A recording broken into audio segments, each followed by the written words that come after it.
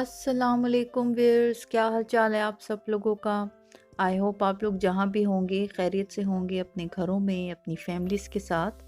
आज की video viewers, schools खुलने वाले हैं ऑलमोस्ट। अभी आई थिंक सो कुछ ही दिन रह गए और ऑफिशियली अनाउंस तो नहीं हुआ।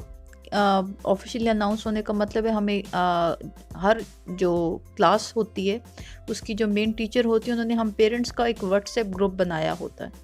उस व्हाट्सएप ग्रुप पे हम लोगों को जो क्लास टीचर्स हैं वो अनाउंस कर देती हैं कि इस डेट को स्कूल स्टार्ट हो रहे हैं। और सेकेंडली मॉर्निंग शिफ्ट होगी या इवनिंग शिफ्ट होगी। जो मॉर्निंग शिफ्ट्स होती हैं वो सुबह 8 बजे स्टार्ट होती हैं, जो इवनिंग शिफ्ट्स होती हैं वो दोपहर 1 बजे स्टार्ट होती हैं और शाम 6 बजे ख़त्म होती हैं। गर्मियों में तो 6 बजे रोशनी होती है यहाँ पर, 8:30-9 बजे मगरिब होती है, पर सर्दियों में 6 बजे अंधेरा हो जाता है तो 6 बजे तक इवनिंग शिफ्ट ख़त्म होती है।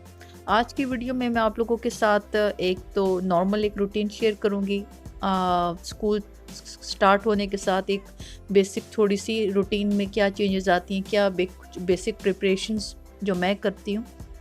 सबसे पहले मैं सवाल का जवाब दे दूँ। मुझे मैसेजेस आ रहे थे कि काइंडली हमें एक्सप्लेन कर दें कि हमने बच्चों के एडमिशन करवाने, तो हम लोग क्या प्रोसीजर फॉलो करें। ओके, जो फर्स्ट वीक होता है वो बेसिक एक तो ओरिएंटेशन वीक होता है। तो सपोजिटली अगर स्टिल अभी तक आप लोगों ने एडमिशन नहीं करवाया तो देर नहीं हुई, आप लोग अभी भी एडमिशन करवा सकते हैं। सेकेंडली, अगर आप लोगों ने नियर बाय अपने किसी स्कूल में जाकर बात कर ली है कि हमारा एडमिशन हो गया है, हम लोगों ने यहाँ एडमिशन करवाना है और आपने बच्चे को फर्स्ट डे वहाँ स्कूल भेजेंगे, ये प्रोसीजर इस तरह फॉलो नहीं होगा। बिकॉज लास्ट जो मैंने आप लोगों से अपने अपार्टमेंट की वीडियो शेयर की, उधर मुझसे ये मिस्टेक हुई थी कि मैंने सेम यही प्रोसीजर फॉलो किया। जो मेरे नियर बाय तो 2-3-4 स्कूल थे, पर जो एक इमीडिएट स्कूल था मैंने वहाँ उमर को भेजना शुरू कर दिया। टीचर्स ने भी कहा आप कहाँ आपकी रेजिडेंस है, मैंने मेंशन कर दिया। उन्होंने कहा नो प्रॉब्लम, स्कूल जाना शुरू हो गया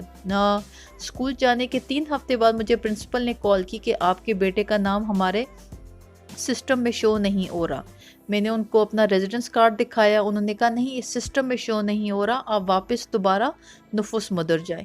तो आज की वीडियो में मैं आप लोग को एक्सप्लेन कर दूं। सबसे पहले बच्चों के एडमिशन के लिए सबसे पहले अगर आप लोगों को आप लोग का टीआरसी कार्ड मिल गया, सबसे जो बेसिक मेन रिक्वायरमेंट है वो टीआरसी कार्ड है। जब टीआरसी कार्ड आप लोगों को मिल जाता है तो टीआरसी कार्ड के बाद आप लोगों ने जाना है नुफुस मुदर। नुफुस मुदर में इसका जो एक बेसिक ऑफिस की एक साइन बोर्ड है, नेम प्लेट में आप लोगों को सामने स्क्रीन पे शो कर रही हूँ। नुफुस मुदर इंग्लिश में इसकी ट्रांसलेशन बनती है पॉपुलेशन डायरेक्टरेट। जब आप लोगों का TRC card residence card issue हो जाता है तो पॉपुलेशन डायरेक्टरेट आप लोगों का जो एड्रेस है वो उसको अपने सिस्टम पर रजिस्टर करता है, उसको एंटर करता है। उसके साथ आप लोगों का बच्चों का भी सेम एड्रेस पे आप रजिस्ट्रेशन होती है। जब आप नुफुस मुदर जाएंगे तो नुफुस मुदर में वो जो नियर बाय आपकी जो एग्जैक्ट लोकेशन है जहाँ आप लोगों ने अपार्टमेंट ले लिया है, जहाँ आप लोग रह रहे हैं, उसके थ्रू आउट जो एक एरिया है वहाँ पे एक नहीं 4-5-6 स्कूल्स हैं। सिर्फ एक स्कूल नहीं होगा और नहीं सिर्फ एक स्कूल नहीं होता। नुफुस मुदर का ये काम है कि इवनली एक पॉपुलेशन को डिवाइड करके आपको एक स्कूल का नाम एलोकेट करेगा कि आपके बच्चे ने इस स्कूल में जाना है। नुफुस मुदर आपको स्कूल का नाम देगा। जो मेरा प्रीवियस जहाँ अपार्टमेंट था वहाँ तो ये प्रोसीजर हुआ था कि नुफुस मुदर ने ही मुझे डायरेक्ट स्कूल का नाम दे दिया था और मैं उमर को लेटर ऑन पे स्कूल चेंज करके उस स्कूल में डाला जो नुफुस ने मुझे मेंशन किया था। यहाँ जब मैं एसएन यूट में आई थी तो नुफुस में एड्रेस अपना रजिस्टर करवाने के बाद उन्होंने मुझे एक ऑफिस में फॉरवर्ड किया था, उसको कहते हैं मुख्तार। मैं उसका भी नेम प्लेट स्क्रीन पे शो कर रही हूँ। वो ऑफिस था, ये छोटा सा एक ऑफिस होता है और हर डिस्टेंस पर हर एरिया में एक छोटा सा एक ऑफिस आपको देखने में मिलेगा। थोड़ा ढूंढने में टाइम लगेगा बिकॉज ऑफिस इतना छोटा होता है कि थोड़ा सा उसको ढूंढने में मुझे भी प्रॉब्लम हुई थी। ये मुख्तार का ऑफिस था एसएन यूट में। नुफुस से एड्रेस रजिस्टर करवाने के बाद मैं मुख्तार के ऑफिस गई थी। मुख्तार के ऑफिस ने मुझे नाम दिया था अहमद कलेश, जिसके उमर राइट नाउ आजकल स्कूल जा रहा है। जहाँ वो रजिस्टर्ड है।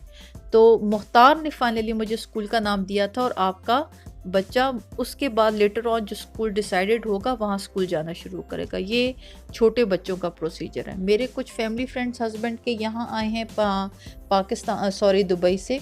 उनका जो एक बड़ा बेटा था वो 8 साल का था। उन्होंने नफुस से एड्रेस रजिस्टर करवाने के बाद मुख्तार का सेम प्रोसीजर फॉलो किया। मेरे बच्चे छोटे हैं, मुझे इस प्रोसीजर का आइडिया नहीं था। अगर आपके बच्चे बड़े हैं, पाकिस्तान कौंसलेट है, सबसे पहले आपने जो बेटे का या बच्चे का जो बड़ी क्लास के बच्चे हैं उनका स्कूल लिविंग सर्टिफिकेट उसको ट्रांसलेट करवाना है। लेटर ऑन मिली इत्तम से वो जो ट्रांसलेट हुआ जो पेज है, जो स्कूल लिविंग सर्टिफिकेट है, वो मिली इत्तम से अप्रूव होकर मिली इत्तम आप लोगों को जो मिनिस्ट्री ऑफ एजुकेशन है वो बड़े बच्चों का स्कूल असाइन करेगा। मैं रिपीट कर देती हूँ, जो बड़ी एज के बच्चे हैं उनका प्रोसीजर ये है कि अगर आप दुबई या पाकिस्तान जहाँ पहले आपका बच्चा स्कूल जा रहा था, आपने वहाँ का स्कूल लिविंग सर्टिफिकेट पहले पाकिस्तानी कौंसलेट से ट्रांसलेट करवाना है टर्किश लैंग्वेज में। उसके बाद आपने मिली इत्तिम जाना है। मिली इत्तिम टर्किश का वर्ड है, इंग्लिश में इसको कहते हैं मिनिस्ट्री ऑफ एजुकेशन।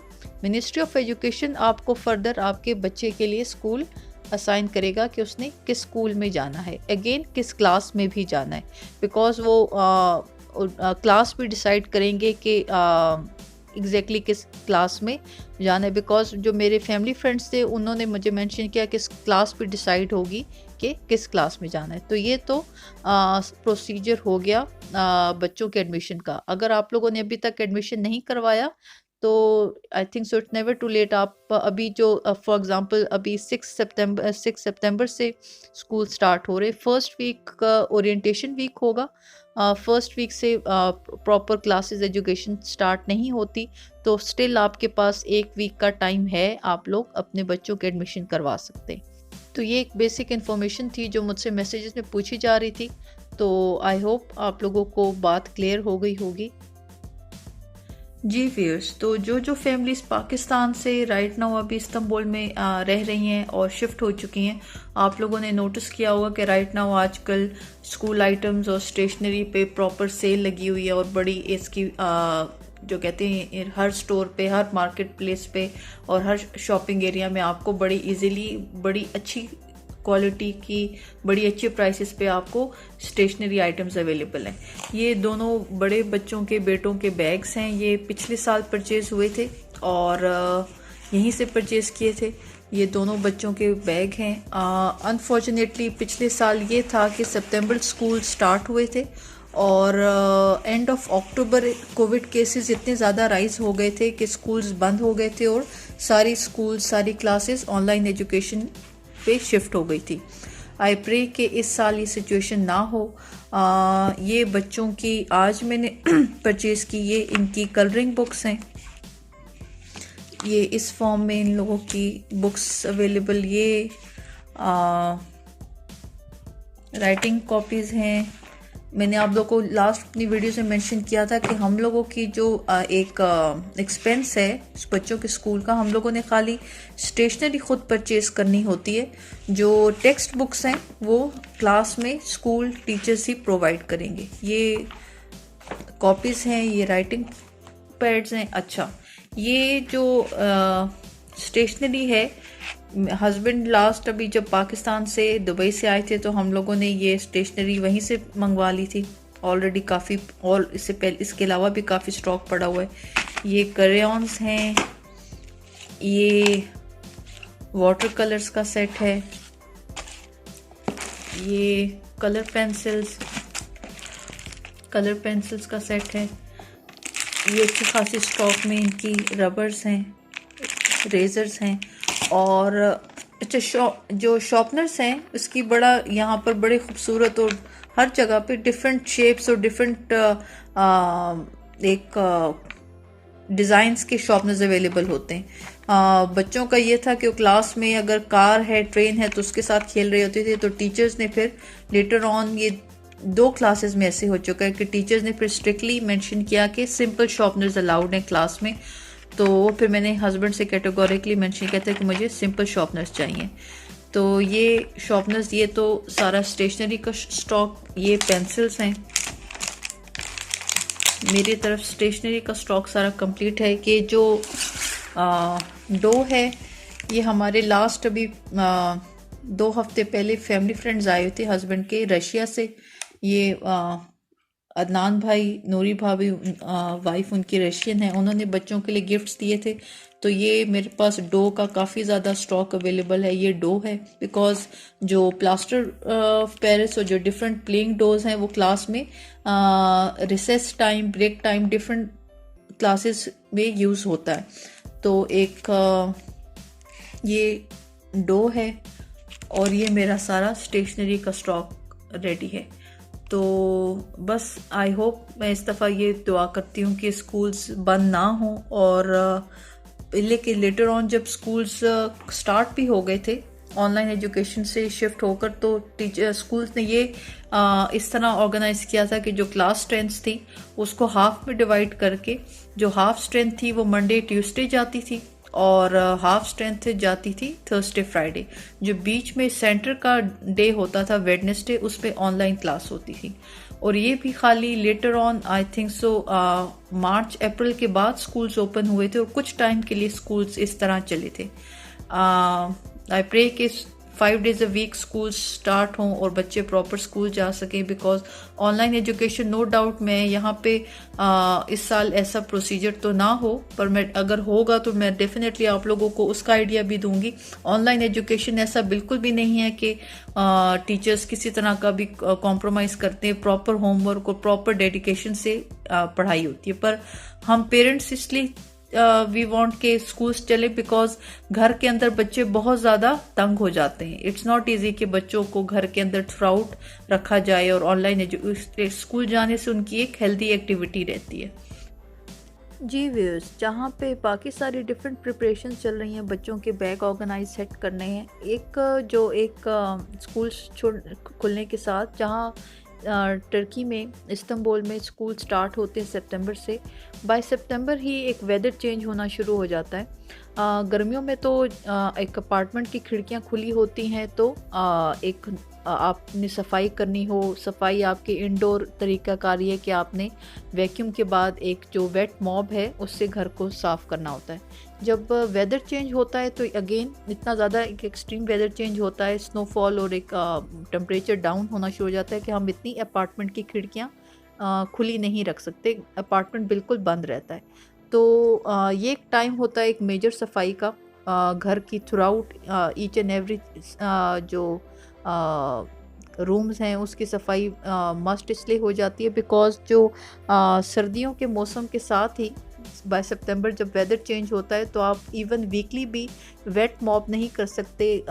एक तो टाइम लगता है खुश्क होने में, सेकेंडली वुडन फ्लोरिंग है, तो वुडन फ्लोरिंग के साथ अगर आपने विंडोज़ भी नहीं खोलनी और उसको ड्राई होने में टाइम लगता है, तो वुडन फ्लोरिंग के साथ सर्दियों में वेट मॉप इतना ज़्यादा फ्रीक्वेंटली नहीं हो सकता बिकॉज टाइम लगता है घर को खुश्क होने में।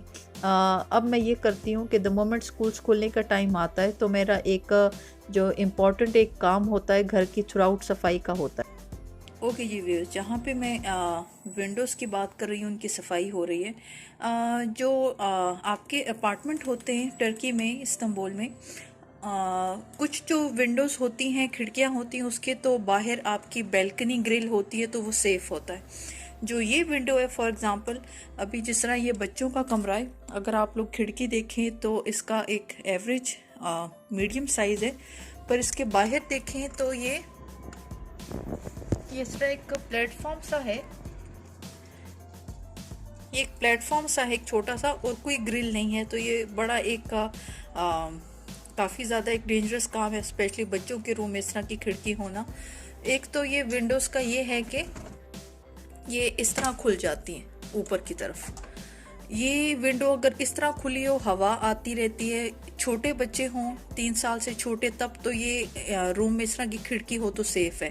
अब जिस तरह मेरे 2 बड़े बेटे 8 और 9 साल के हैं, तो वो बहुत इजीली इस खिड़की को हैंडल नीचे करके इस तरह खोल सकते हैं, और ये सेफ़ बिल्कुल भी नहीं है। तो इन खिड़कियों के लिए ये है कि ये देखें लॉक है, इस तरह ये लॉक है।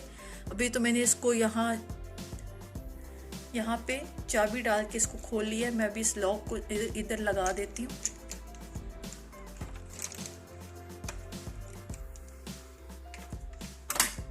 अच्छा, ये लॉक अब लगी और ये काफ़ी ज़्यादा स्ट्रॉन्ग है। अच्छा, अब ये लॉक किस तरह है, तो एक तो अगर मैंने इसको इस तरह खोला हुआ है तो ये इससे ज़्यादा खुल नहीं सकता। सेकेंडली, अगर मैंने इसको हैंडल को ऊपर करके सिर्फ हवा के लिए खोलना है, तब भी उसकी वायर की इतनी लेंथ है कि वो उसको इस दोनों जो ऑप्शंस हैं खिड़की की, इसको इस तरह भी खुला रख सकती हूँ मैं लॉक के साथ।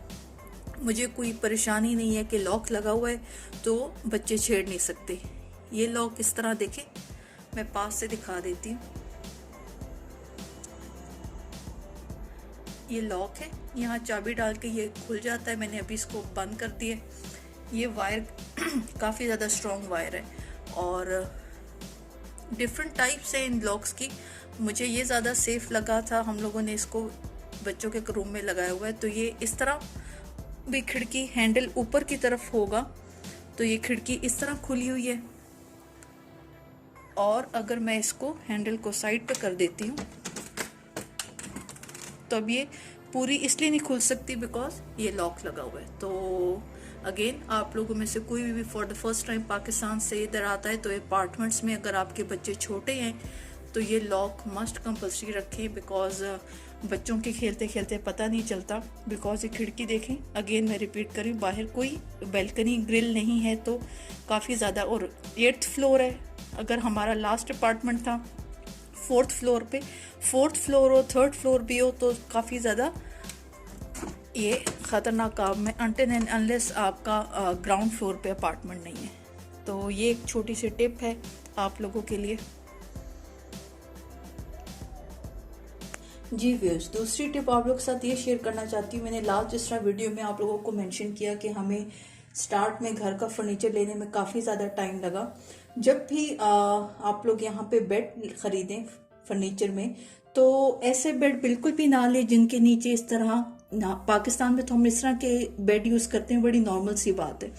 पाकिस्तान की निस्बत यहाँ पे जिस तरह अपार्टमेंट्स का साइज छोटा होता है, आपको स्टोरेज के लिए जगह यहाँ पर अवेलेबल नहीं होती। पाकिस्तान में जिस तरह हमारे पास 1 या 2 छोटे स्टोर रूम्स अवेलेबल होते हैं तो हम इजीली अपने वहाँ पे सूटकेसेस या जो भी ऐसी कोई मिसलेनियस आइटम्स हैं जो स्टोर में रखी जाने वाली चीज़ें होती हैं, हम वो स्टोर में रख सकते हैं। जो ये बेड होते हैं पाकिस्तान के लिए तो बड़ी नॉर्मल सी बात है बिकॉज पाकिस्तान में हम जब फर्नीचर लेते हैं तो इसी तरह ही बेड के नीचे इस तरह एक खाली स्पेस होती है। जब यहाँ टर्की इस्तांबुल आ जाते हैं तो एक स्टोरेज स्पेस रखने के लिए ये एक टिप है, पहले मुझे बिल्कुल भी नहीं पता थी।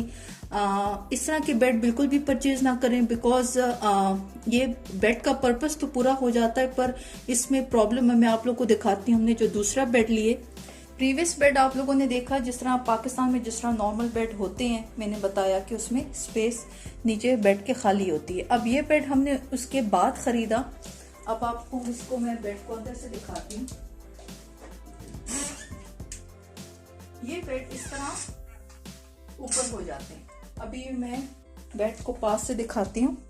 ये देखिए, मैंने अंदर इसकी ये सारी ये कपड़े के डिफरेंट बैग्स अवेलेबल होते हैं यहाँ पर। जब भी सर्दियों और गर्मियों के कपड़े चेंज करने हो तो यहाँ पे इस बेड के नीचे सारी स्पेस रखी बनी हुई है। अगर मेरे पास वो दूसरा बेड भी इसी स्टाइल का होता तो मुझे ये फायदा होता कि मेरे पास स्टोरेज कैपेसिटी ज़्यादा हो जाती है। जिस तरह फॉर एग्जांपल वहाँ पे डिफरेंट कुछ मिसलेनियस आइटम्स हैं, वहाँ पे बच्चों की स्टेशनरी, पुरानी बुक्स और डिफरेंट चीज़ें हैं। ये हमारे सेपरेट कपड़ों के बैग्स हैं, ये एक दो और मल्टीपल चीज़ें। तो ये इस तरह, अभी ये बेड देखें, ये इस तरह इसके हैंडल्स लगे हुए हैं। ये इसके हैंडल्स हैं ऊपर और नीचे करने के लिए। नीचे से आप लोग देखें ये इस तरह है। और बताने का मकसद ये है कि जिस तरह पाकिस्तान में हमारे घर थोड़े साइज में बड़े होते हैं, हमें एक स्टोर रूम की सूरत में 1 या 2 कमरे अवेलेबल होते हैं जहां हम अपनी चीज़ें रख सकते हैं। फॉर एग्जांपल मुझे और मेरे हस्बैंड को नहीं पसंद कि हमारे सूटकेसेस बाहर पड़े हुए हों।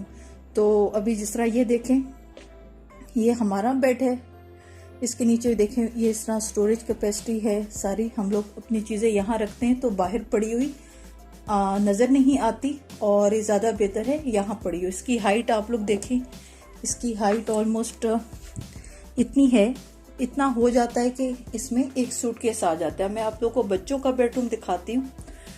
यहाँ पे तो हमने सारी वो चीज़ें रखी हैं जो इमीडिएट यूज़ की हैं। मैं बार बार बेड को ऊपर नीचे करके कोई कपड़े गर्म सर्दी के हों तो मैं निकाल सकती हूँ। अब आप लोग ये देखें, बच्चों का बेड उसी स्टाइल का है, इसके नीचे भी स्टोरेज कैपेसिटी है। मैं इसको भी उठा के नहीं दिखा सकती बिकॉज इसके ऊपर दो बड़े स्प्रिंग मैट्रेस हैं, पर अगेन इसके अंदर हमने सारे अपने सूटकेसेस रखे हुए हैं।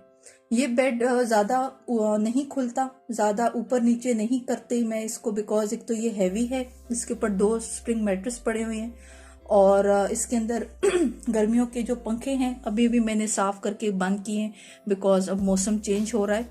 तो ये बेड उसी तरह स्टोरेज स्टाइल के हैं, इसके अंदर सारे सूटकेसेस पड़े हैं और सारे ऐसे आइटम्स जो इतने रिपीटेडली यूज़ नहीं होते।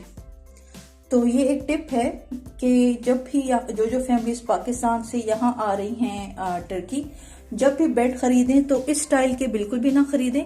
ये हमारे लिए बड़ा एक कॉमन एक स्टाइल है, पाकिस्तान में हम डेफिनेटली इसी तरह के बेड यूज करते हैं।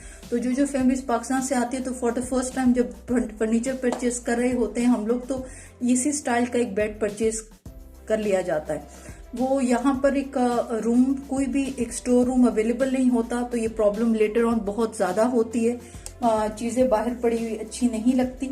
तो जब भी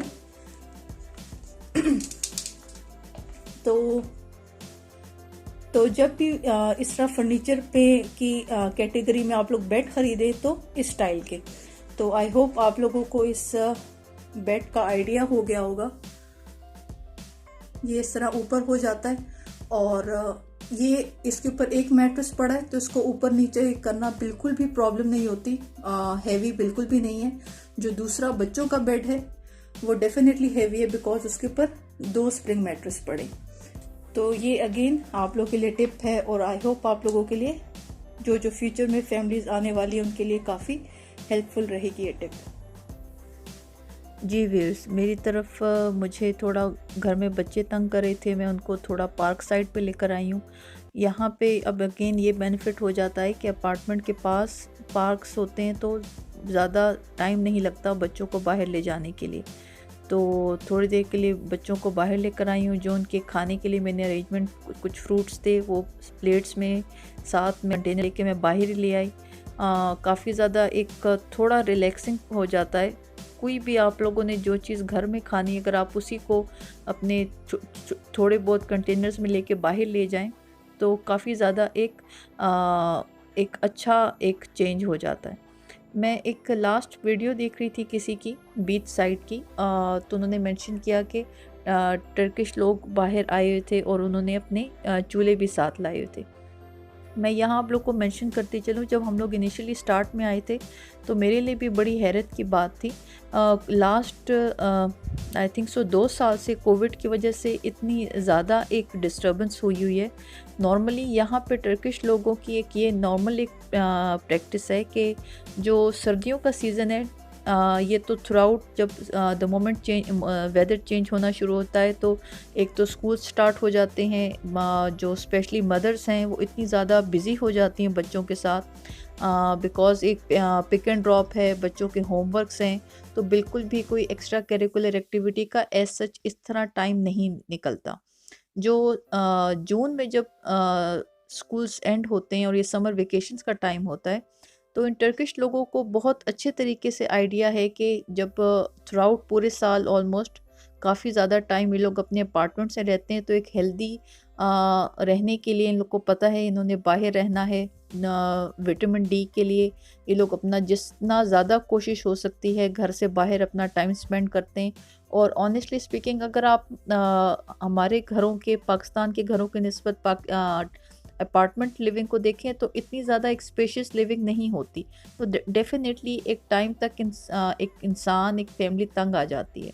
तो इन लोगों की ये प्रैक्टिस है कि जो समर वेकेशन का टाइम होता है ये लोग हर मुमकिन कोशिश करते हैं कि बाहर रिलैक्स करें फैमिली के साथ। इवन आप लोग इस हद तक अंदाज़ा करें कि जो मेरा लास्ट अपार्टमेंट था, जिसकी सामने मैंने पार्क की वीडियो आप लोगों के साथ पिक्चर्स शेयर की थी, वहाँ पे तो ये सिनेरियो होता था कि रात 2:30 बजे तक, इवन 3 बजे तक फैमिलीज़ वहीं पे होती थी। उनके जो टर्किश चाय के जो उनकी केटल्स होती हैं, जो छोटे चूल्हे होते हैं जिसमें चाय और पानी सेपरेट होता है, वो उनके साथ होता था।